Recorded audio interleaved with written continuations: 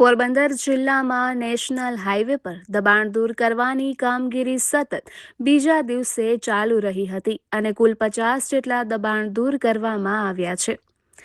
પોરબંદર જિલ્લામાં માર્ગ સલામતી અને જાહેર માર્ગોની સુવિધા જળવાઈ રહે તે હેતુસર national highway authority of India દ્વારા જિલ્લા વહીવટી તંત્રને સાથે રાખી પોલીસ વિભાગના ચુસ્ત બંદોબસ્ત વચ્ચે હાઈવે પર થયેલા ગેરકાયદેસર દબાણો, અનધિકૃત જોડાણો તેમજ જોખમી મીડિયન ગેપ બંધ કરવાની સ્પેશિયલ ડ્રાઈવ શરૂ કરવામાં આવી છે, જે અંતર્ગત માધવપુરથી મિયાણી સુધીના નેશનલ હાઈવે 51 તથા પોરબંદરથી દાડુકા સુધીના નેશનલ હાઈવે 27 માર્ગ પર હાથ ધરવામાં આવેલી સર્વે કામગીરી દરમિયાન ગેરકાયદેસર દબાણ અને અનધિકૃત પ્રવેશ બદલ કુલ 468 નોટિસો આપવામાં આવી હતી.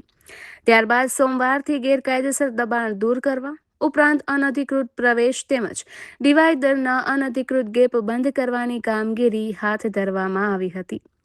કામગીરી અંતર્ગત અત્યાર સુધીમાં 50 ગેરકાયદેસર દબાણો દૂર, 10 અનધિકૃત પ્રવેશ દૂર તેમજ ડિવાઈડરના 10 અનધિકૃત ગેપ બંધ કરવામાં આવ્યા છે. અગાઉ નોટિસો આપ્યા બાદ ઘણા નાગરિકોએ સ્વેચ્છાએ દબાણ હટાવી લીધા છે. આ સમગ્ર કામગીરીમાં પોલીસ તંત્ર, જિલ્લા વહીવટી તંત્ર તથા હાઈવે ઓથોરિટીના અધિકારીઓ અને કર્મચારીઓ જોડાયા હતા.